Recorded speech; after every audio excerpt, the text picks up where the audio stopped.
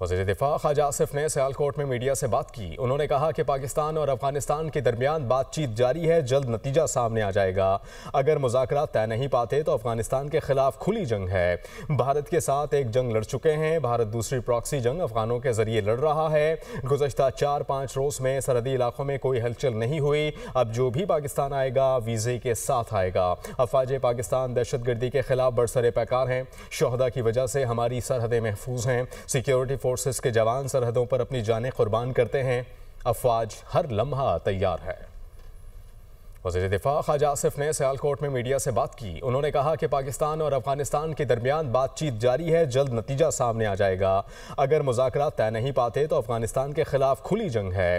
भारत के साथ एक जंग लड़ चुके हैं, भारत दूसरी प्रॉक्सी जंग अफगानों के जरिए लड़ रहा है। गुज़श्ता 4-5 रोज़ में सरहदी इलाकों में कोई हलचल नहीं हुई। अब जो भी पाकिस्तान आएगा वीज़े के साथ आएगा। अफवाज पाकिस्तान दहशतगर्दी के खिलाफ बरसरे पैकार हैं। शोहदा की वजह से हमारी सरहदें महफूज हैं। सिक्योरिटी फोर्सेस के जवान सरहदों पर अपनी जानें कुर्बान करते हैं। अफवाज हर लम्हा तैयार है।